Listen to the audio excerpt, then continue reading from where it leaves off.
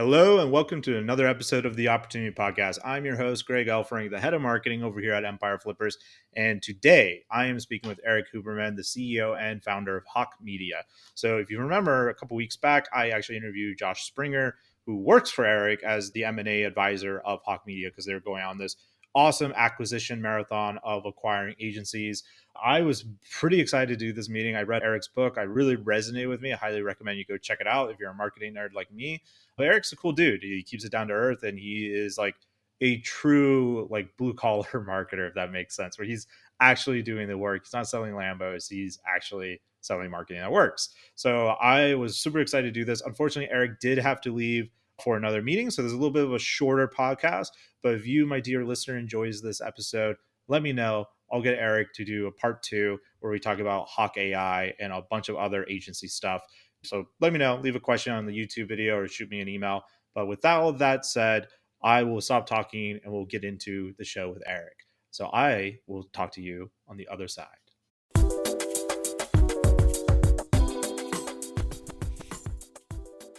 All right. I got Erik Huberman, the CEO and founder of Hawke Media here.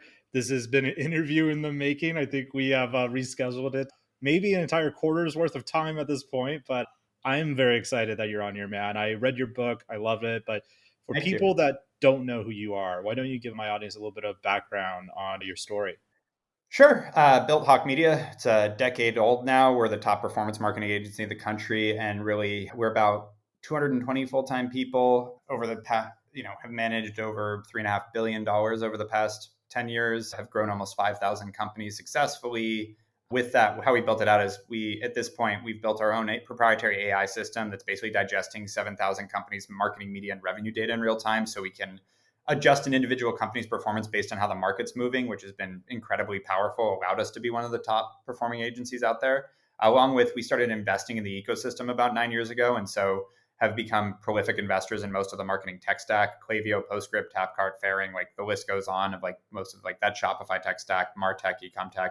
We've invested in 95 companies, I believe is the number right now. And we also, have this great powerhouse team and have been able to do a lot of it. So that is kind of us in a nutshell. Yeah, a great elevator pitch. The real marketer is shining through there, Erik. Yeah, Yeah, can't I help read your it. book. I read Logo your on book, my and I head. want Yeah, to. Yeah, exactly. You're on point with the branding for anyone yeah. watching the video. Yeah, I have decent hair, but I wear the hat all the time because I'd rather just fly the flag. But yeah, you'll have to send me one to Vietnam so that way I Yeah, can get lost in customs. My buddy Tim Solo, he's the CMO at Hrefs, and he's like really big into Magic the Gathering. And during yeah, COVID, he had to send me these rare dragon cards to me. And the yeah. Vietnamese customs like held them up. Like, what is this propaganda? It went to the Ministry of Culture. Like, oh my God, like what is this? Like, it's just a holographic dragon card. For what? Like for Yeah, my exactly. friend. How dare you? Yeah, so we could have that fun if you send me a Hawke We've Media spent 200 years trying to hide the dragons in Vietnam. We don't want anyone to know they exist. yeah. What is this? What are you doing? Yeah. Anyhow, I wanted to talk a bit about your origin story because, like, you are a powerhouse when it comes to your agency. I'm working with your agency right now. I'm a bit of the bane of Abraham's existence because I actually got our Facebook ad account disabled by logging in from Vietnam. Oh, So shoot. we're in this hold pattern with Abraham. Yes, and it's so terrible because like even we have direct teams at Facebook, and even we have hard time getting things Yeah, unbanned and that's unstuck. what he Like was we have telling a me. little easier time than an individual brand, but it's still not perfect. Yeah.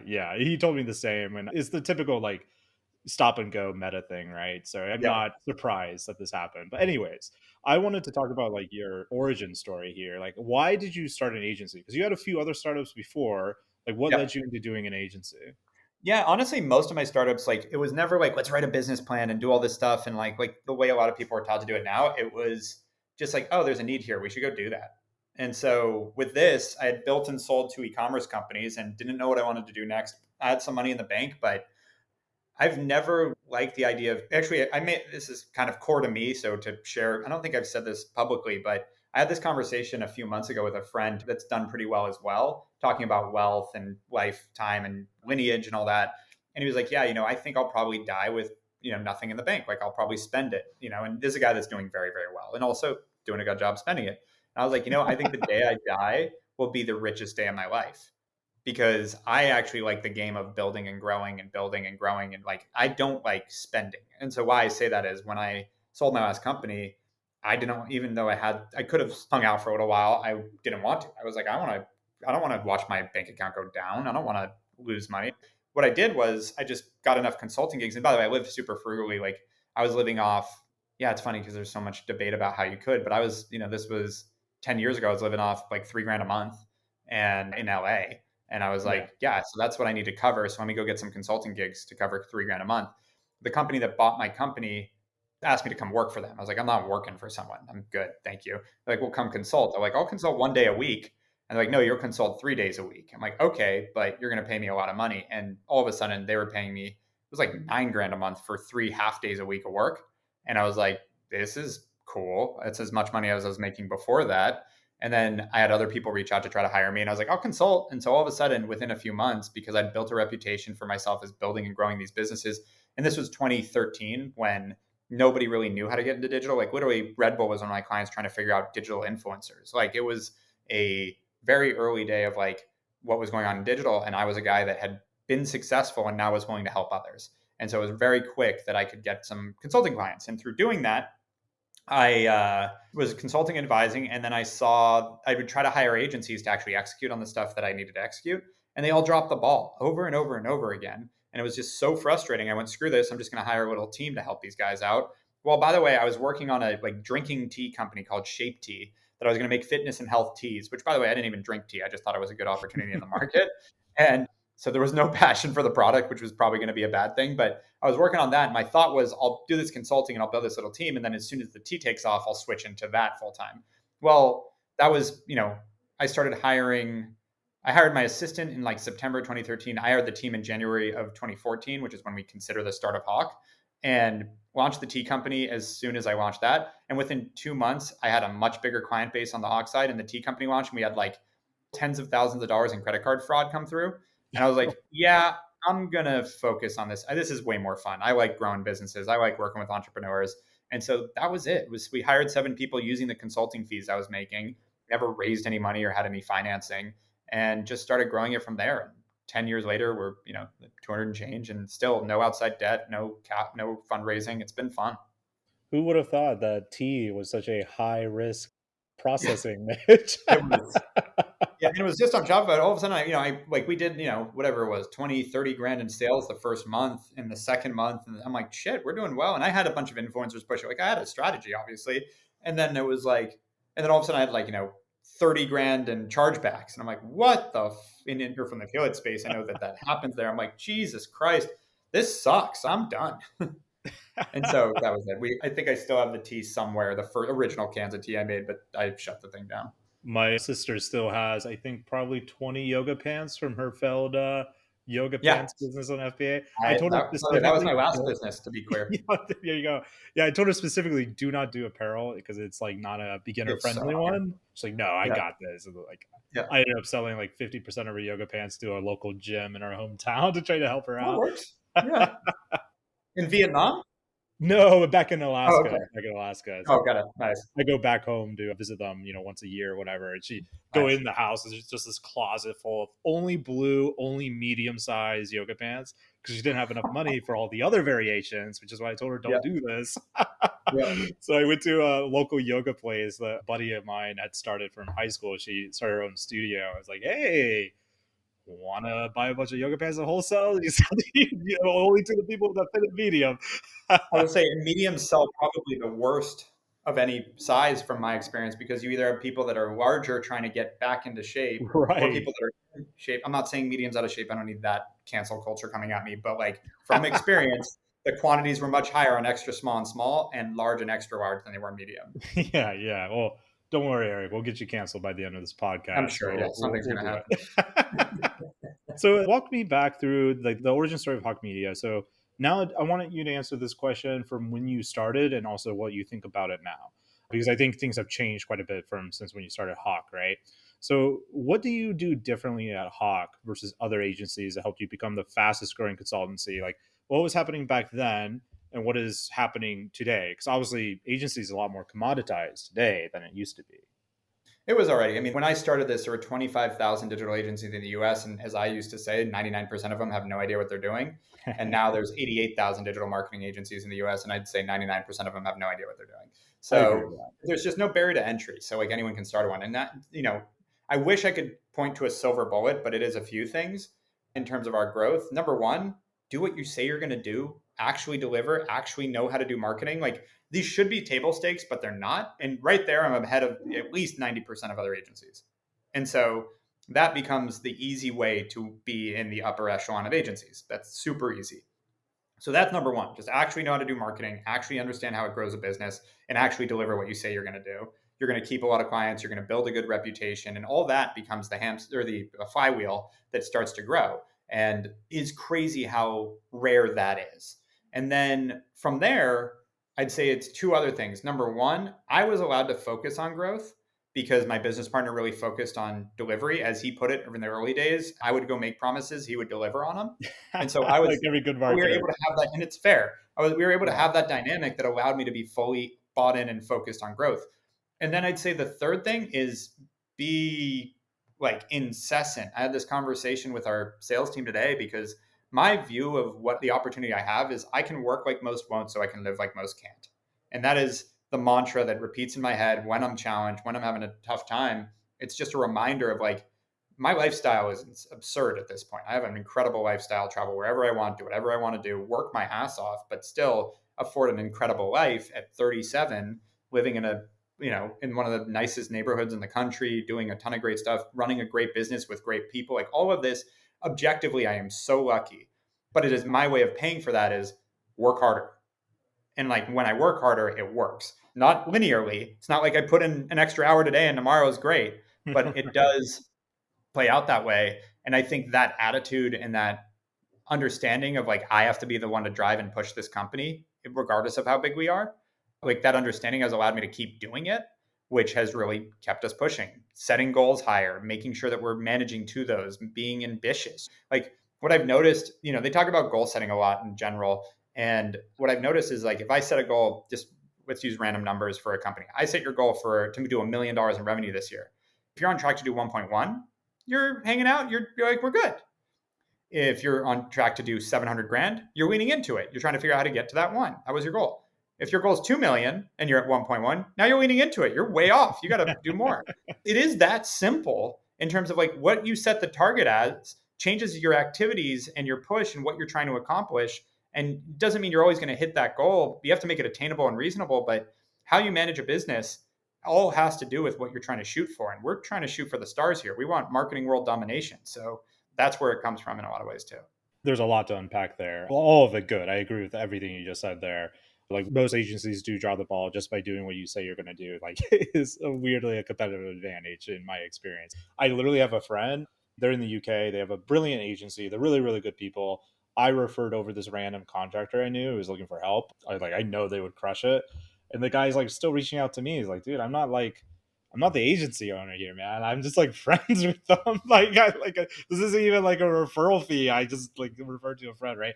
So dropping the ball is super common in the agency world. But the other thing you said about the linear thing, dude, that is so true. Like I have friends doing the corporate 9 to 5 grind, and like technically I'm an employee, but I'm more like an entrepreneur in a lot of ways. So I think more like an entrepreneur, but like the Yep, asymmetric bet of business, right? Like it grows over time. Like 1 hour in can lead to millions of dollars like 2 or 3 years from now, but it's going to be just like exactly. pain for this year. You know what I mean? Yep, So yeah, I agree with you. So the other question I want to ask with you, this is in the same vein. So you grew, and again, this is the asymmetric bet. You like from small consulting, hiring a little bit of team to help you out because the other yep, agencies suck. That becomes this big now 9 figure agency, or I think you're probably pretty close to 9 figures at this point. What did you do to sustain this rapid growth? Because every tier of growth, you kind of have to repivot and reimagine the business yep. or how you're going to solve this next big problem, right? So, what was your strategy there as you grew Hawk? Exactly what you just said. Like, I think every time you double, you've got to redo kind of how you were operating. And it's just being aware of that and doing it. Like, there's no real secret sauce there, from my opinion. It's just, all right, what's challenge? Fix it fast, move through. Like, I think urgency is a thing that, and one thing that I've learned just as the owner is like all the urgency, all the goals, all that has to come from the top because there is just a natural human condition where if you can make good money and not put in that extra, most people will do that. And so you kind of have to give that extra push, not in a way that's shitty, just like but you have to push people outside their comfort zone and like create a little more urgency, create a little more higher goals. It's like really shoot for the stars because most people won't push themselves to the limit versus getting pushed, which is why every major athlete wants a coach and a trainer. It's not like, Kobe didn't know how to do a workout or, play basketball, for fuck's sake. But like having that outside push and that outside perspective is really helpful. And that's a lot of ways the role I have to play for our executives and our team. Yeah, the Kobe thing made me laugh because I have his trainer. He's this old Frenchman who was a professional Yeah. boxer. I see him like Yeah. 2 to 3 times a week. There's just something magical about an old, like aggressive Frenchman yelling at you, like, "What are you doing? Lift Yeah. higher!" Yeah, exactly. Throws Like the cigarette on you the got ground. it. Yeah, exactly. Yeah. When you were growing and you double those revenues and you reach these like pivot points, what was like the big challenges? Was it team structure? Was it getting to the next revenue level, or was it a mix of kind of everything? Because like the reason I bring it up is I have some friends, they have to let go of their leadership team to bring on new people at certain stages, right? Yeah, and I've learned there's a balance there too. Like there's sort of a playbook that says you need to hire like the winners from other companies that have already accomplished what you're trying to accomplish. And my experience Mhm. is a lot of people take credit for the accomplishments of a company that they were just there for the ride. So you got to be really careful on that mindset too. My best experience has been having executives that are with us a long time that are the type of personality to work through and get to that next step and want to reach for the stars. Because it's really, I think it's mostly a desire thing because it's hard fucking work to work in a fast growing company and make that next jump and learn how to get to that next phase of the business. And a lot of people can't make that jump. But I would say, I think for most talented people, it's less of a can't and more of a want. And now I've got a team of people that they're like, when are we going to be $1 billion company? Let's fucking go. Like, that's what we're building. We need to hit the billions. And having that team that you don't have to go look for the next person, don't get me wrong, complementing that with experienced people and people that can bring perspective is great. But having a core team that is on it together and looking towards that, I think is a really big part of it. Yeah, I agree. I joined EF as employee number 4, like almost 8 years ago, and I don't even think we were a seven-figure company at that point. And I oversaw the growth up to like close to 9 figures. Like we came very close to 9 figures during the bull run of everything. So quite the change. Like I remember, like when I first joined, my CEO was like $150,000 business, Greg. It all changes at 150K because like that was the biggest business we had ever sold at the time.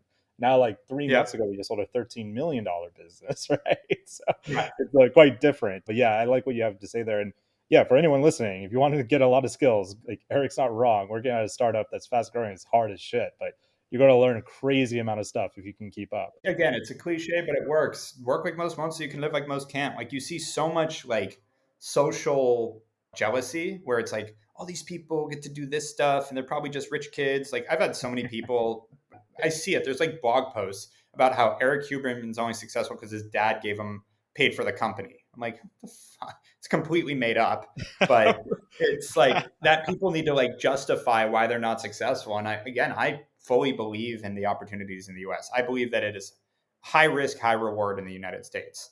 Meaning like, yeah, if you don't want to work hard and you don't want to get after it, the safety net is nowhere near what the, EU has.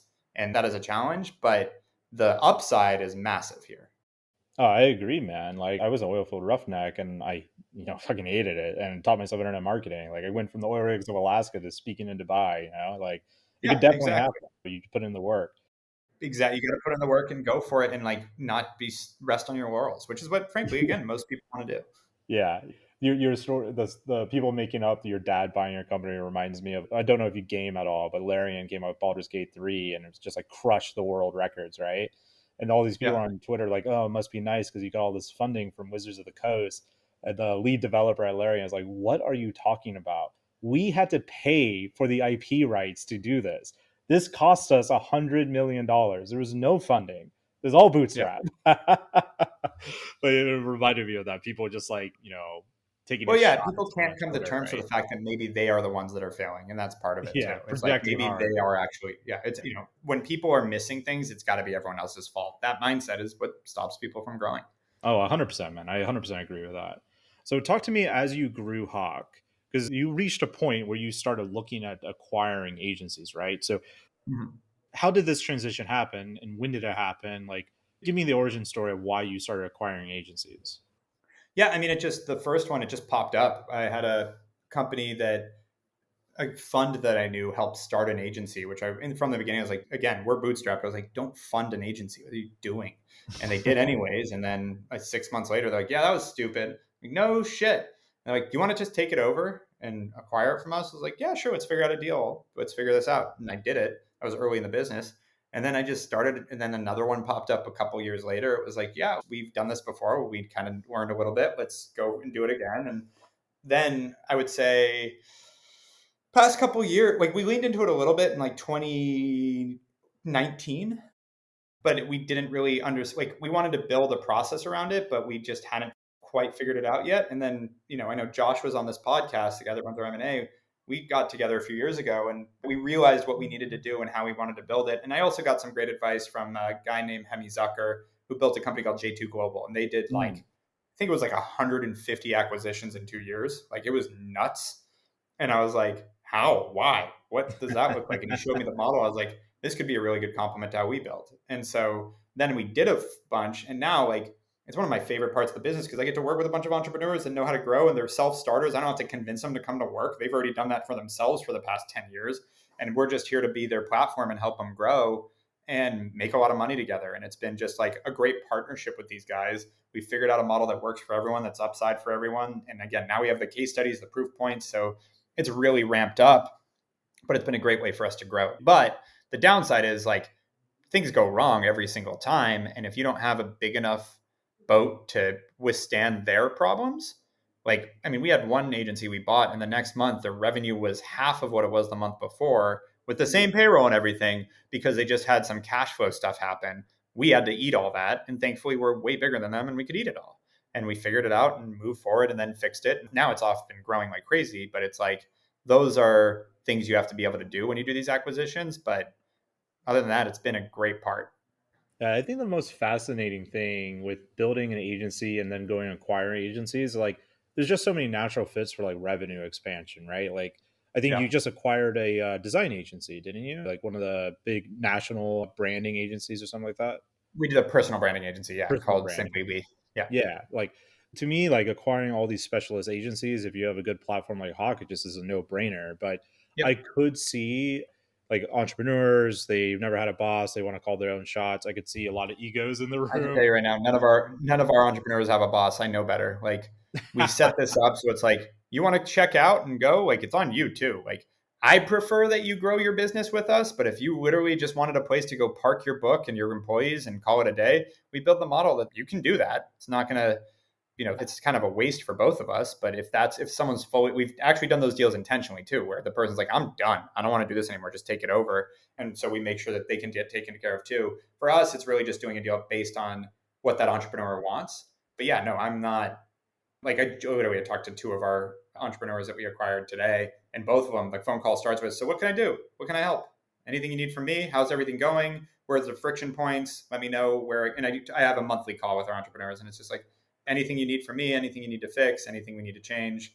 And both these two guys have both been here almost a year now, and so they're like, today was like, nope, this was happening, this was happening, this was happening. Actually, if you could get me some information on this, that'd be great. And if you could, this is a little bit of a challenge. And it's like, okay, thank you. And then I went and did those things and moved on. Like we align ourselves with these entrepreneurs that their success is our success. And so my job is just to make sure they're successful. And again, if they're not successful, it's not that much off us other than we wasted time bringing this person in. Yeah, when I had Josh on, he was describing the way that you guys do the deal structure. I would love like your take on it too, but it basically boiled down into a no money down kind of deal. Often with like you acquire these agencies, right? Like obviously there's a lot more going into it, but I told Josh like because I literally just got a message yesterday from it. So there's all these people in my industry that are selling these courses on how to buy businesses for no money down. I'm sure you've seen stuff like this, right? And like they're not wrong. Like these gurus selling the courses, you're not wrong. You can do Yeah. that. But But by the I way, think don't buy any fucking courses. Just yeah.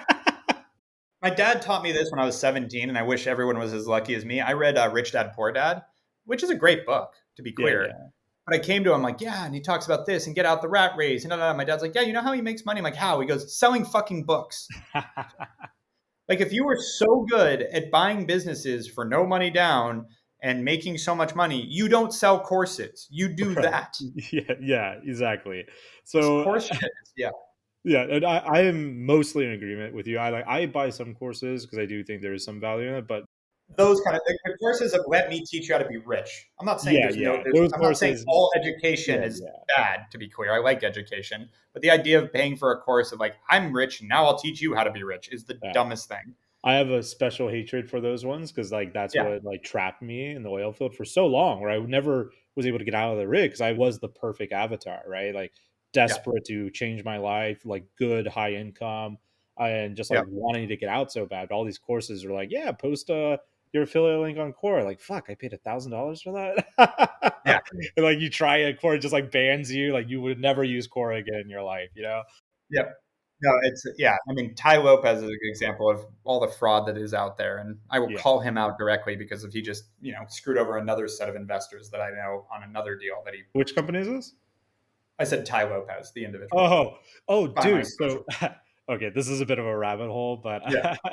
I just got back from vacation in Australia, right? So my wife and I we went over there for our fourth year anniversary, and I was at the Blue Mountains, which are these like mountains you can hike around, like 2 hours outside of Sydney, right? Beautiful area if you ever go. But I look on my Facebook, and there's reels from Ty Lopez at Blue Mountains on the same day as me. Like, oh fuck, because like one time really pissed off one of his business partners in a private Yeah. chat. Then I'm like, well, that's weird.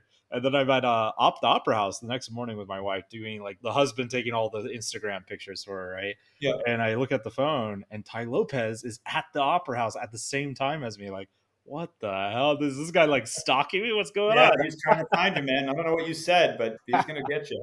I'm sure his business partner never brought it up to the Yeah. guy because it would have been pretty aggressive. But yeah, Yeah. very very funny. But yeah, Ty, like I think he literally has a lawyer that wanders around with him for any video he shoots now. To like, don't say that, Ty. Yeah. Probably smart. Yeah, it's probably a smart thing after he turned Radio Shack into a shit posting Twitter Yeah. account. Anyways, that's super off track, but very funny. Oh yeah. When it comes to your agencies that you have acquired, like let's go back to that very first one. So your friend raised money, it didn't work out for whatever reason. You bought this, what the remains of it. Was that a successful deal? Like what was the appeal of buying this agency that, theoretically is could be considered a failure from the funding standards, right? Which failure from the funding standards? What do you mean? Yeah. Well, didn't the guy say he raised a bunch of money for his agency and it didn't work out and then he went to you to like buy the agency, or was that not I the don't way think it that's happened? quite what happened. There's people that have been in debt, but nobody that's raised a ton of I money and see. then failed. But I see. honestly, like again, there's always a deal to be had. It depends on the person, depends on the deal. Like we're always happy to talk to people in struggling positions, people that are skyrocketing but just need more support. Like let's be real, nobody does anything unless there's a reason. Meaning like if someone's like, I'm going to be a billionaire and everything's fine and I love running this and everything's growing great and there's nobody else that can help me, yeah, then we're not going to have a conversation. There's no reason to.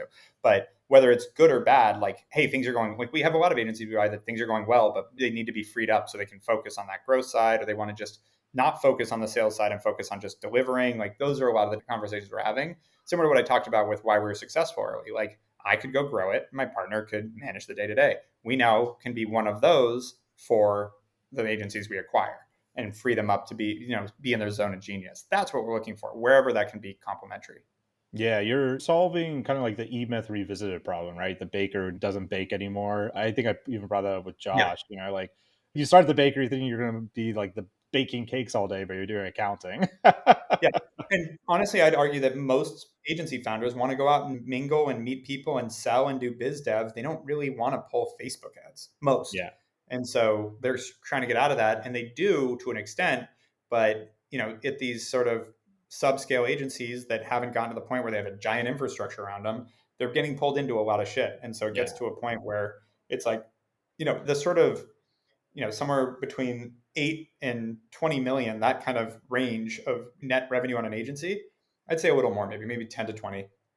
It's kind of no man's land where it's like really hard to make money.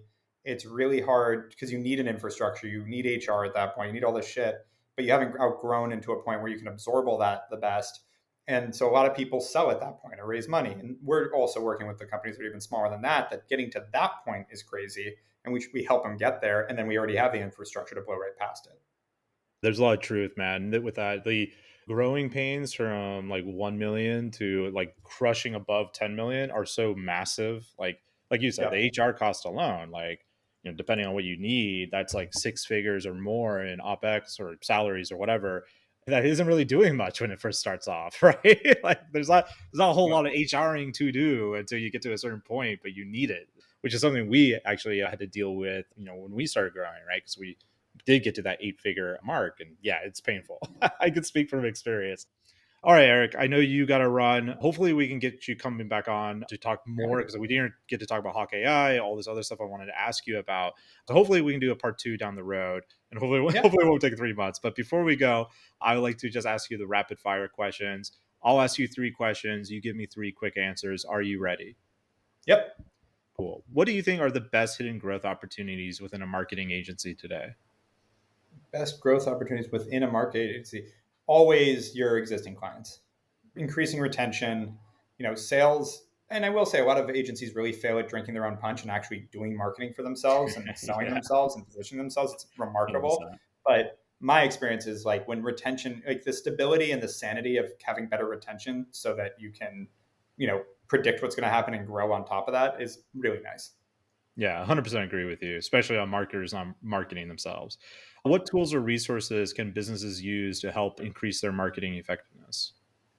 What resources? Hawk AI. I know we didn't get into it, but Stay tuned for part two where Eric will reveal Hawk AI. no, I mean, legitimately, that is why we took 8 years to build our own AI system. Is now we can actually see the forest from the trees, how the market is moving, and make decisions on where to make adjustments on companies in real time, and know exactly how the market's moving instead of these headlines like "email's dead." It's like, no, none of the stats say that. It's just some idiot typing it. So now we have like real knowledge on how the market is changing in real time, and it's been proven out. So that's been a huge advantage for us. That's awesome. I still have not yet logged into my Hawk AI, but I'm looking forward to checking that Highly out. recommend it. Yeah. Once Abraham fixes our Facebook ad account. Yeah, exactly. Shout out to Abraham. Okay, final question for you, my friend. What has been your funniest moment since you started working in online marketing? Funniest moment. Oh, I mean, there's some like little nuanced stuff, like filming videos for our first Hawk Fest, and I had this thing of like, I don't want to burst your bubble. I had this brilliant thing of I had a giant balloon, like the size of my torso, and I was like, I don't want to burst your bubble, but you're gonna miss out on Hawk Fest. It was this little promotional video, and I had a pin, and I was gonna pop the bubble, and it's a balloon, and I stuck the pin in the bubble, and it just went in, and then I pulled it back out, and it was totally fine. And I looked at it, and I like tried it again, and it still didn't pop. The whole thing's on video, and that's probably one of the funnier things. I even go back and watch that video because it's like it was the most absurd thing to have. Where like I had this like thing, obviously very basic video in my head that turned into a much better video because I'm trying to pop a balloon with a pin and it's not working somehow. Could never replicate that, but yeah, that was fun. Sometimes that Yeah. shit is the best. The typos in your Facebook ad that drives up engagement, right? Oh yeah. I mean, as a marketer, or my last company, the activewear brand, my team was editing a photo of our model, and they showed me an email we were going to send out where they forgot to put her arm back on, so she was one armed all of a sudden. And I went, run with it, put it out, and they were like, "What?" And I'm like, "Just try sending a one armed. Let's see what happens." And sure enough, it was the best performing email we've ever did because it threw people off. That doesn't mean keep doing that, but Right, right. again, pattern interrupt really works. Dude, So that's one of my favorite parts of marketing is the pattern interrupt and just doing something weird that stands out. Like all the other stuff yeah, is cool, like optimizations and stuff, but just doing something that makes people laugh, like sometimes is yeah, the best marketing. Well, man, I know yeah. you got to go. We got to run to your next meeting, but for anyone that wants to pick your brain and find out more about you, where should they go? @Eric Huberman on any social. Super easy to find. Excellent. We'll put those links into the show notes and pleasure to finally talk to you again, my friend. Yeah, you too, man. Thanks for the time. We'll talk See you soon. on part two. Perfect. Bye. All right. Bye.